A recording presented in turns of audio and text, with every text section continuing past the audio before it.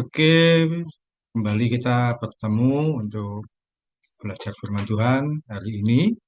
eh, di kesempatan hari Minggu siang, yang mudah-mudahan segala sesuatunya aman, cuaca baik, dan jaringan yang ada bisa berfungsi dengan normal. Oke, puji Tuhan, kita kembali untuk belajar firman Tuhan dalam waktu yang singkat, secara sederhana, tapi mudah-mudahan boleh jadi berkat bagi kita semua. Ya, saya akan memulai dengan berdoa. Kita berdoa lebih dulu. Tuhan Yesus, terima kasih kembali kami bertemu dalam kesempatan siang hari ini Tuhan untuk belajar firman. Beri kami hati yang mau belajar dengan baik, yang mau diubahkan, dan yang mau mengikuti apa yang jadi pesan Tuhan bagi kami. Dalam nama Tuhan Yesus, kami berdoa dan ucap syukur. Amin. Ya, yang lalu kita belajar tentang sebutan atau nama-nama Tuhan. Jadi sekarang menjelang Natal kita akan belajar dari tokoh-tokoh tertentu yang ada di sekitar peristiwa Natal.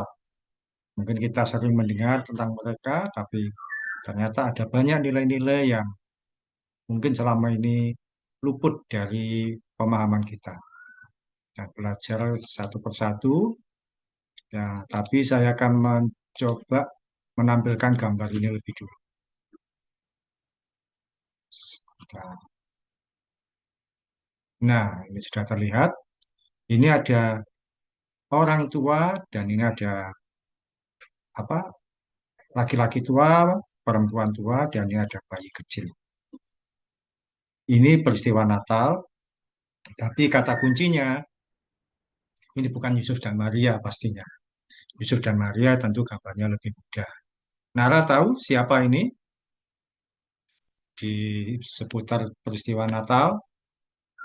Siapa ini? Laki-laki tua, perempuan tua membawa bayi kecil. Ayo, tahu enggak ceritanya? Nara tahu? Tahu. Kalau menurut Cinta, siapa ini?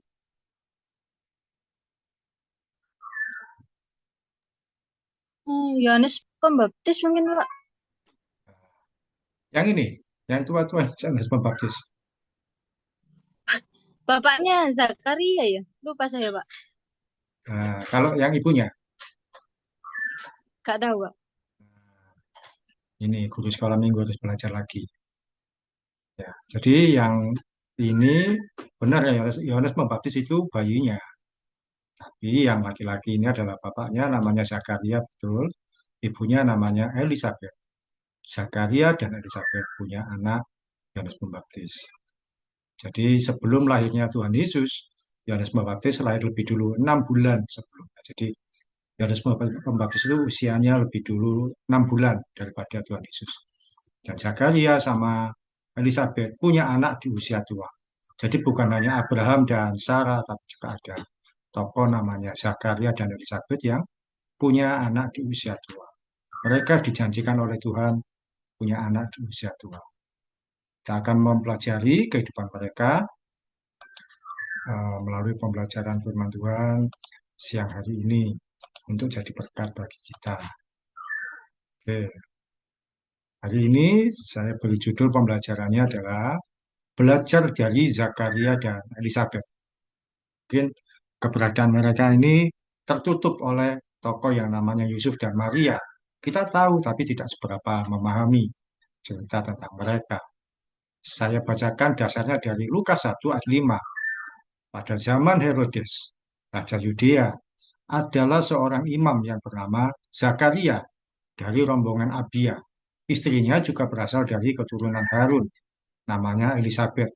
Jadi dulu di masa bangsa Israel, imam itu berasal dari keturunan Harun. Siapa Harun? Harun itu kakaknya Musa. Harun yang jadi imam. Kemudian anak-anaknya Harun yang jadi imam sampai terus keturunannya sampai ke berapa. Jadi imam itu harus keturunan Harun. Dan Zakaria tentu keturunan Harun. Dia menikah juga dengan Elizabeth yang juga keturunan Harun. Kemudian kalau kalian tahu imam itu mungkin kalau sekarang pendeta, tapi waktu itu mereka tidak boleh sembarangan masuk ke bait suci. Mungkin giliran dari sekian banyak imam itu diundi. Bisa jadi hanya setahun sekali atau setahun dua kali. Dan waktu itu gilirannya Zakaria yang masuk ke bait suci. Tugasnya apa? Mempersembahkan korban, mewakili umat Tuhan, mewakili jemaat Tuhan, mempersembahkan. Jadi di situ dia masuk ke bait suci mempersembahkan korban bakaran. Umat Israel, orang-orang waktu itu tidak bisa sembarangan untuk berdoa atau datang pada Tuhan, diwakili oleh imam. Dia hanya bertugas paling tidak setahun sekali. Seorang imam masuk ke bait suci ya untuk mewakili umat Tuhan. Tadi sudah saya sampaikan. Dan waktu itu kebetulan yang bertugas adalah Zakaria. Dan ketika di cerita yang ini, yang mungkin tidak sempat kita baca, ketika Zakaria masuk ke dalam bait suci, tiba-tiba malaikat datang dan berkata, doamu sudah dikabulkan oleh Tuhan. Kita baca pembelajaran dari Zakaria dan Elizabeth. Yang pertama adalah orang benar itu ada saja masalah. Orang benar ada saja ujiannya. Kok bisa orang benar ada saja ujiannya? Sinta baca dulu Lukas 1 ayat 6 sampai 7.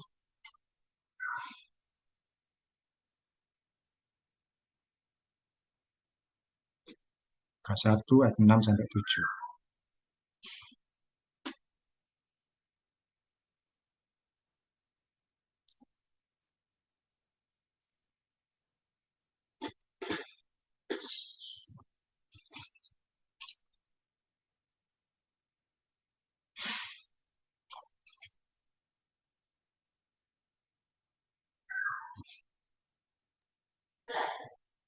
Lukas 1 ayat 6. Keduanya adalah benar di hadapan Allah dan hidup menurut segala perintah dan ketetapan Tuhan dengan tidak bercacat. 7. Tetapi mereka tidak mempunyai anak, sebab Elizabeth mandul dan keduanya telah lanjut umurnya.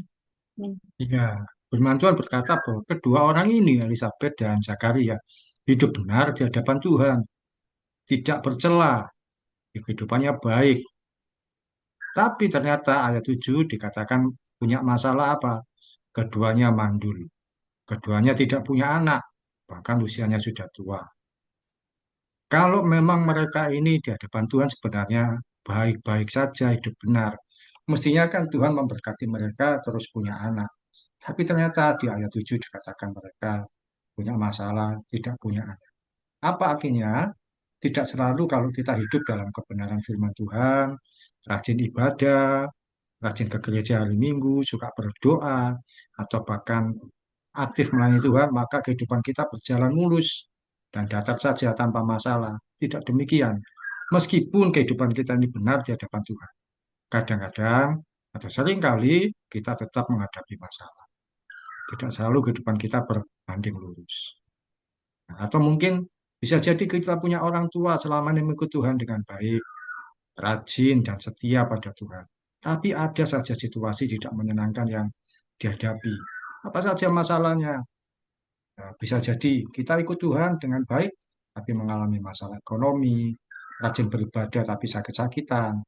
Tiap hari baca firman Tuhan tapi nilainya jelek kalau di sekolah. Sudah berbuat baik tapi dikecewakan. Suka menolong orang tapi malah disalahkan dan sebagainya. Kita sudah hidup baik sesuai firman Tuhan tapi banyak masalah. Apa tujuannya? Sebenarnya tujuannya sebagai sarana bertanding dari kehidupan iman yang kita jalankan. Artinya apa? Iman kita ini dilatih oleh Tuhan untuk menghadapi kehidupan yang sebenar. Kalau misalkan Nara rajin berdoa setiap hari, itu tujuannya untuk berlatih menghadapi masalah yang sebenar. Misalkan Sinta rajin ke gereja, beribadah, itu adalah latihan untuk menghadapi masalah yang kehidupan sehari-hari. Kita dilatih ketika berdoa, ketika berdoa dilatih iman kita. Ketika kita baca firman Tuhan, iman kita dilatih. Ketika kita ke gereja, iman kita dilatih. Pertandingan sesungguhnya apa? Ketika kita menghadapi masalah sehat. Di sini saya tuliskan, seorang atlet tidak cukup kalau hanya berlatih. Dia harus bertanding dalam pertandingan olahraga yang sebenar. Kalau ada atlet badminton, dia cuma latihan terus. Setiap hari, berlatih, berlatih. Memang dia bagus, kuat, terampil. Tapi dia harus bertanding sebenarnya. Kalau nggak bertanding, ya dia tidak akan teruji. Dia akan tidak tahu kekuatannya sampai di mana atau kelemahannya sampai di mana. Misalkan atlet apalagi voli, kalau hanya berlatih saja, tidak bertanding sebenarnya, dia tidak akan terampil dengan baik. Contoh-contoh berikut ini jadi pembelajaran yang baik bagaimana kita belajar firman Tuhan mengenai mengampuni. Di Alkitab diajarkan untuk mengampuni. Tapi kita akan diberi orang-orang yang membenci kita. Respon kita apakah tetap membenci atau memutuskan untuk mengampuni? Coba Nara baca Roma 12 ayat 17. Roma 12 ayat 17.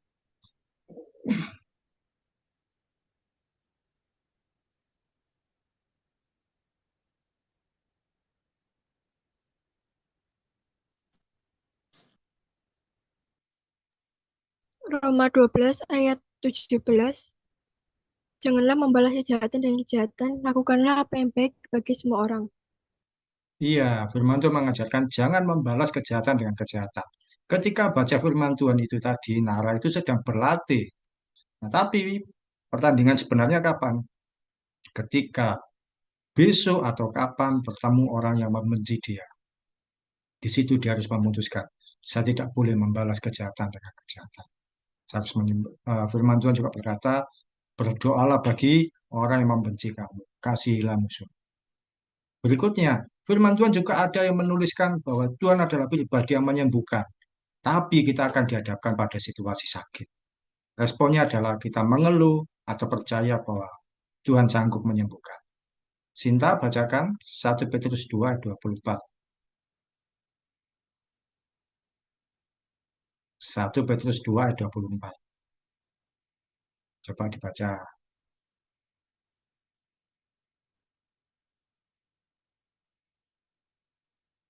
1 Petrus 2 ayat 24.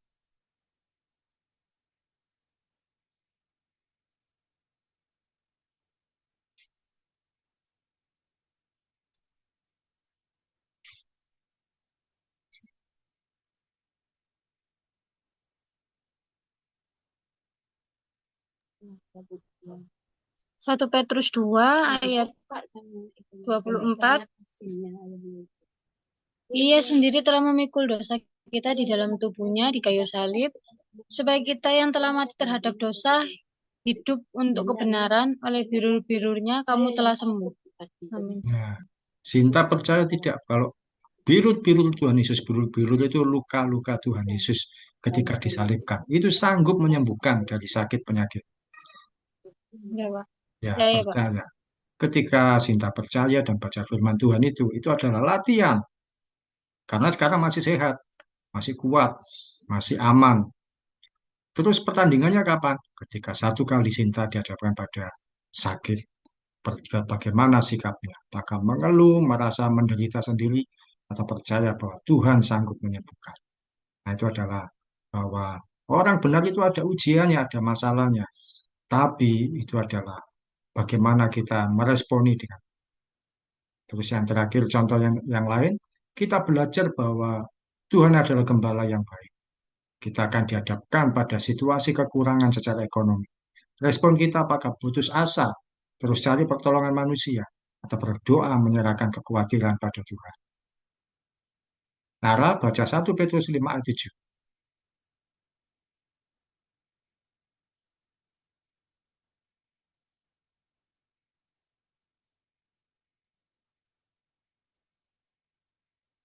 1 Petrus 5 ayat 7.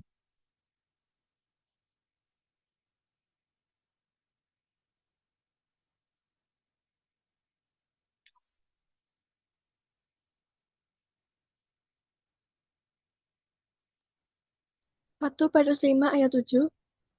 Serahkanlah segala kekhawatiranmu kepadanya, sebab ia yang memelihara kamu.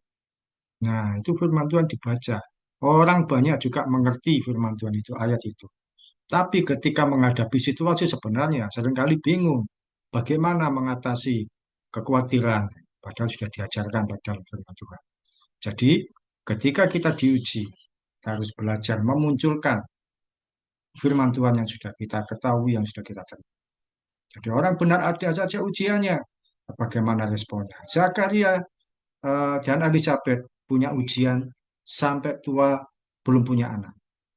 Tapi bagaimana respon mereka? Apakah mengeluh, kecewa, atau tetap percaya pada Tuhan? Dan nah, kita percaya dan berharap pada Tuhan harus dibuktikan melalui situasi sulit dan tidak menyenangkan. Tapi kita mengalami kemenangan. Kalau kita hanya tahu firman Tuhan, tapi tidak bisa mempraktekkannya dalam kehidupan kita, nah kita tentu akan jadi orang yang kalah. Baik, yang pertama bahwa orang benar ada saja ujiannya, ada saja masalahnya, bahwa belum tentu kalau Nara atau Sinta beribadah, berdoa, baca firman Tuhan, hidupnya aman-aman saja. Ada kalanya Tuhan menguji kita. Kita ambil keputusan yang benar.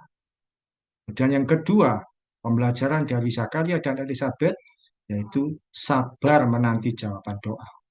Coba Sinta baca Lukas 1 ayat 11 sampai 14.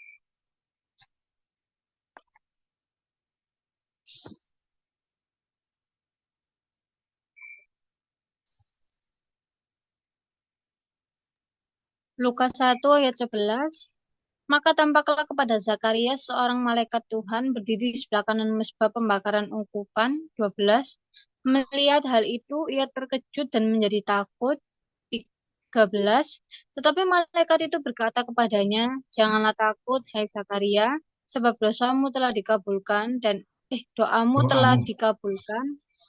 dan Elizabeth istrimu akan melahirkan seorang anak laki-laki bagimu, dan haruslah engkau menamai dia Yohanes. 14. Engkau akan bersukacita dan bergembira, bahkan banyak orang akan bersukacita atas kelahirannya itu. Amin. Ya, kalau menurut Sinta yang tadi sudah dibaca, berarti sampai saat itu Zakaria di usianya yang tua, dia masih berdoa supaya punya anak atau tidak berdoa lagi? Masih berdoa, Pak. Masih berdoa. Ya. Kita lihat berikutnya. Bukan Nabi, Imam Zakaria. Imam Zakaria ini ketika itu memang di Alkitab tidak dituliskan usianya, tapi diperkirakan usianya adalah 70 tahun. Jadi sudah tua sekali. Dan tentu Zakaria ini berdoa sejak tahun pertama pernikahan supaya dia segera mendapatkan keturunan atau anak. Mungkin kalau masih menikah 1 tahun, belum punya anak, orang tidak mempermasalahkan. Tapi ketika usia pernikahannya sudah 2 tahun, orang akan bertanya, sudah ada tanda-tanda kehamilan atau belum? Usia 3 tahun demikian juga. Mungkin sampai bosan dia menjawab orang. Bahkan sampai usia pernikahan ke 10 tahun dan seterusnya. Orang yang bertanya. Tapi Zakaria, tentu dia berdoa dari tahun pertama, Tuhan, supaya kami punya anak. Di tradisi orang Yahudi, orang menikah itu umurnya muda, tidak seperti di Indonesia. Maria ketika mengandung bayi Yesus itu diperkirakan umurnya belum 20 tahun, ya mungkin maksimal 19 tahun. Ini kan juga bisa jadi waktu Zakaria dan Elizabeth menikah, umurnya masih sangat muda. Misalkan saja umurnya 20 tahun. Di umur 20 tahun ketika mereka menikah, mereka tentu berharap punya anak. Kemudian di tahun-tahun berikutnya, sampai umurnya 30 tahun, atau usia pernikahannya 10 tahun, belum punya anak. Mereka masih berdoa, Tuhan supaya berkati kami supaya punya anak. Sampai bertahun-tahun. Zakaria ditafsirkan saat itu usianya, diperkirakan usianya 70 tahun. Usia pernikahannya pun sudah lama. Kalau umurnya 70 tahun, menikahnya umur 20 tahun misalkan. Jadi kurang lebih menikah sudah 50 tahun. Tapi dia masih berdoa dan berharap pada Tuhan. Doanya sama. Ya memang mungkin ada doa yang lain, tapi doa yang utama misalkan begini, kira-kira begini, Tuhan kalau boleh kami diberikan anak dalam pernikahan kami. Dan itu doa yang selalu diucapkan berkali-kali, bertahun-tahun. Bahkan sampai saat itu, dia masih berdoa. Mengapa demikian? Ketika malaikat datang, malaikat berkata, doamu telah dikabulkan. Itu berarti bahwa dia masih berdoa. Meskipun mungkin dia juga sudah ragu-ragu apakah terjadi atau tidak, tapi dia masih berdoa. Sampai malaikat datang, doamu telah dikabulkan. Kamu akan punya anak. Kalau dia tidak berdoa lagi ya, tentu malaikat nggak akan berkata, doamu telah dikabulkan. Doa yang mana? Kalau orang sudah nggak berdoa ya nggak dikabulkan. Tapi dia, saya percaya juga masih berdoa. Apa yang bisa kita pelajari? Yang pertama, jangan buru-buru kehilangan harapan pada Tuhan, lalu tidak berdoa lagi. Apa yang menurut kalian itu sesuatu yang sulit, sesuatu yang tidak mudah? Tetap doakan itu di hadapan Tuhan. Minta Tuhan eh, menyediakan yang kita butuhkan. Tentu hal yang baik ya, bukan hal yang salah, bukan hal yang aneh-aneh. Dulu ketika saya mengajar di sekolah, saya sampaikan apa yang kalian doakan. Ada yang berkata, oh saya kepingin menikah dengan artis Korea. Nah, begitu ya tentu tidak akan dikabulkan sama Tuhan. Bukannya Tuhan tidak bisa memberikan yang terbaik. Tapi kan kalau doanya terlalu ngawur ya, Tuhan tidak akan memberikan. Berdoa untuk hal yang baik, hal yang benar. Kita bawa itu. Kalau mungkin belum dipenuhi sama Tuhan, berdoa lagi. Besok berdoa lagi. Sampai mungkin satu kali kita tidak menduga. Tuhan menyediakan. Bisa jadi ketika Nara berdoa untuk sesuatu, Tuhan menguji. Nanti ini doa yang ke-100. Aku akan menyediakan bagi Nara. Atau bagi Sinta. Sinta berdoa yang satu hal. Tuhan akan menyediakan di doa yang ke-50. Tapi sekarang masih doa yang ke-20 atau 30. Tiba-tiba merasa, wah sudah capek, nggak mungkin dipenuhi. Jangan menyerah dan putus asa, tetap berdoa. Coba Nara baca Lukas 18 ayat 1. Lukas 18 ayat 1.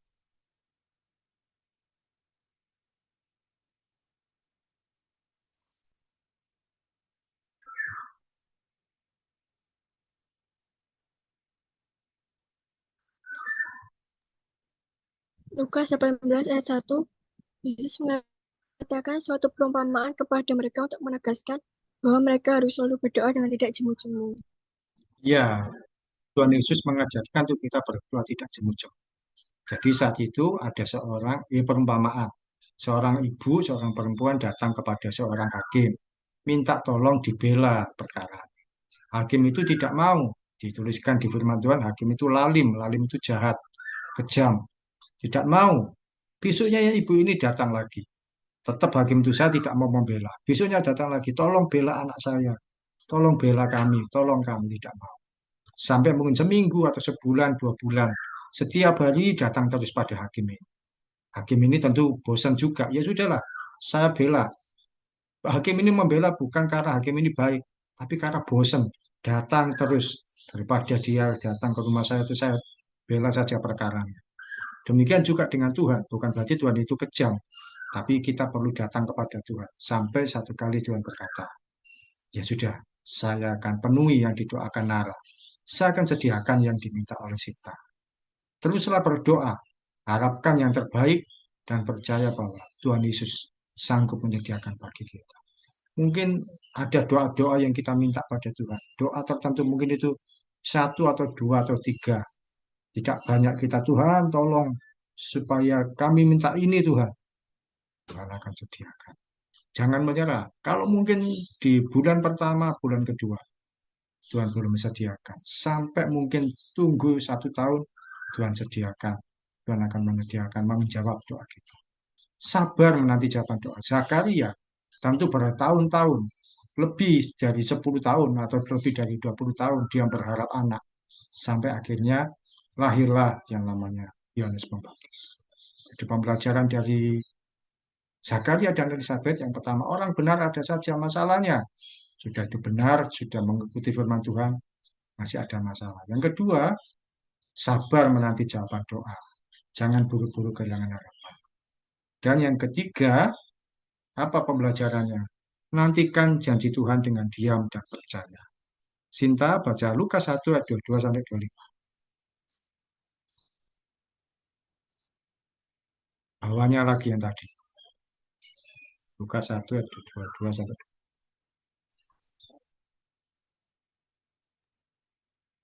Lukas 1 ayat 22.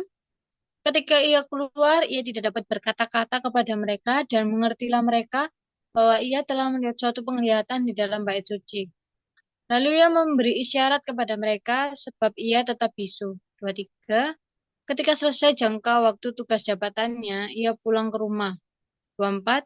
Beberapa lama kemudian, Elizabeth istrinya mengandung dan selama 5 bulan ia tidak menampakkan diri. Katanya 25, inilah suatu perbuatan Tuhan bagiku dan sekarang ia berkenan menghapuskan aibku di depan orang. Amin. Iya. Pujian. Mengapa ketika malaikat Tuhan ini datang kepada Zakaria, Zakaria dibuat bisu.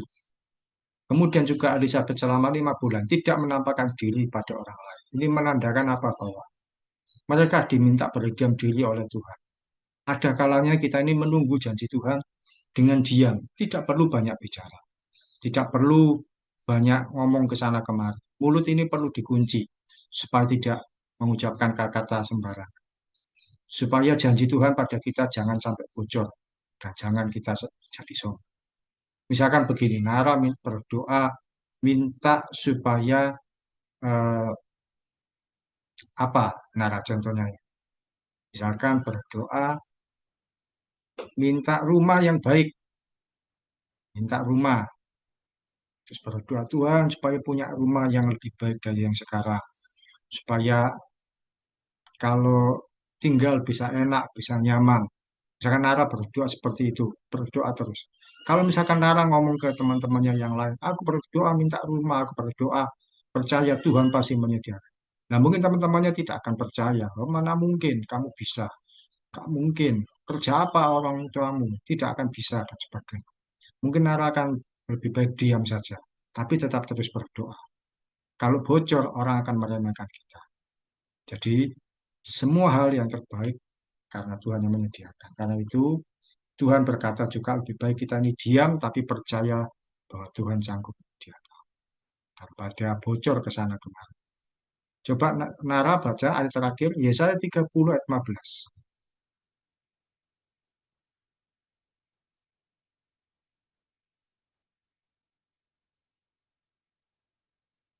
Yesaya 30 ayat 15.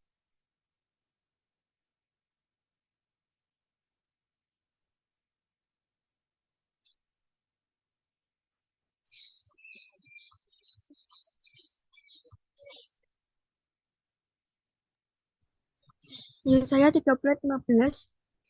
Sebab beginilah firman Tuhan Allah, yang Maha Kudus Allah Israel, dengan bertobat dan tinggal diam, kamu akan diselamatkan dalam tinggal tenang dan percaya terletak kekuatanmu, tetapi kamu enggan. Iya, firman Tuhan berkata dengan bertobat dan percaya dengan tinggal diam itu kekuatan kita. Jadi kalau kita berdoa sesuatu hal, kita sampaikan pada Tuhan. Tidak perlu banyak orang tahu. Mungkin hanya orang tertentu saja tidak apa-apa untuk mendukung kita dalam doa. Tapi jangan terlalu banyak ke yang lain-lain supaya tidak jadi salah pengertian. Bisa jadi kita berdoa dengan penuh air mata karena semua rasanya tidak mungkin terjadi dengan kekuatan kita. Tidak apa-apa, kita perlu pertolongan Tuhan. Satu kali janji Tuhan, yaitu hal yang baik yang kita inginkan dan doakan, pasti terjadi dan tergenapi dengan sempurna. Jadi, nantikan janji Tuhan itu dengan diam, dengan percaya. Apapun yang kita doakan, Tuhan pasti sediakan pada waktunya dan dengan caranya Tuhan. Nah, ayat yang paling terakhir, Sinta bacakan Lukas 1 ayat 57 sampai 58. Bagaimana, Sinta?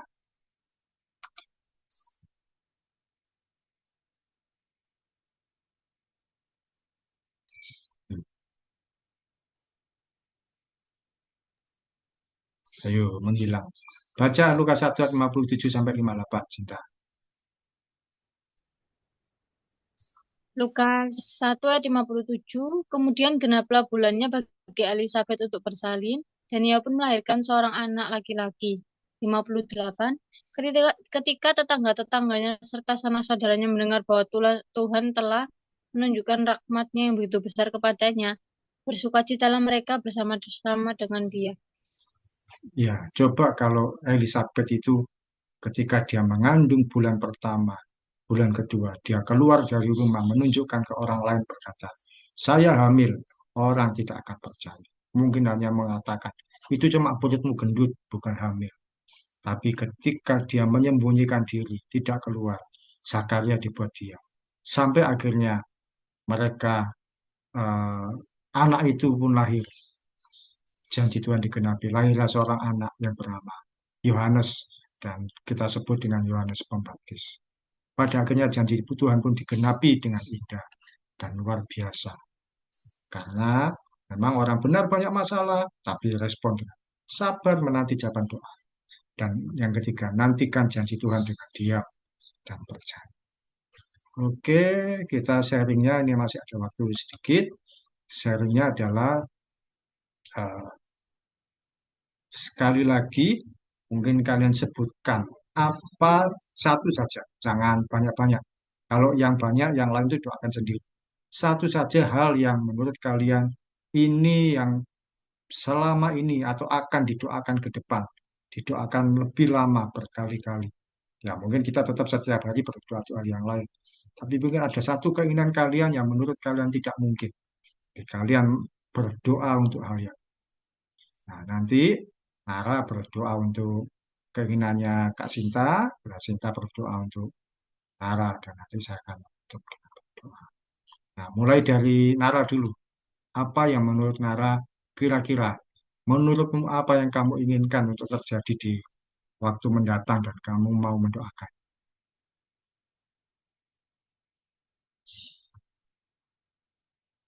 Yo, apa? Kira-kira apa yang kamu ingin doakan kepada Tuhan? HP baru. Oh, punya hebat. Tuhan.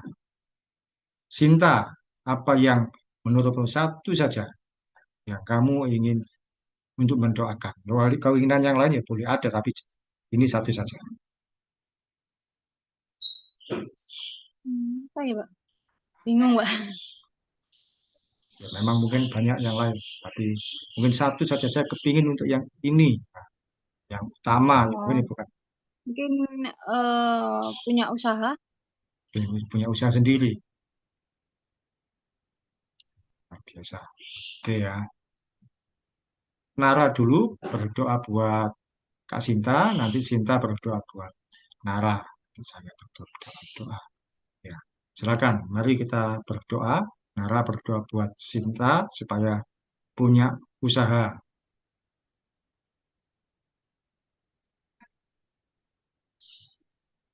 Mari kita berdoa. Tuhan Yesus, berarti Kak Sinta, agar Kak Sinta bisa punya usaha sendiri ya Tuhan. Tuhan Yesus, haleluya, amin.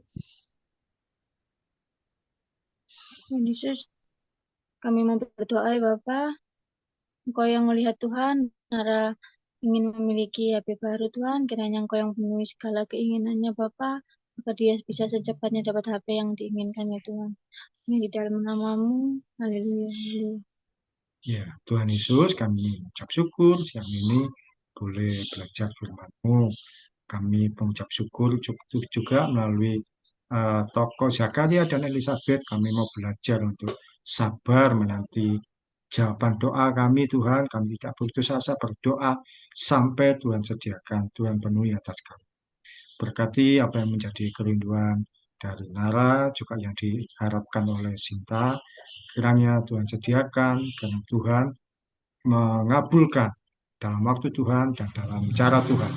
Karena kalau menurut kami sebagai manusia, banyak ketidakmungkinan. Kami terbatas secara keuangan, terbatas secara segala sesuatu, tapi kami punya Tuhan yang tidak terbatas, yang sanggup menyediakan dan memenuhi apa yang kami inginkan dan harapkan. Dalam nama Tuhan Yesus kami berdoa dan ucap syukur. Amin. Oke, terima kasih Nara dan Cinta dan berkati. Terima kasih Pak.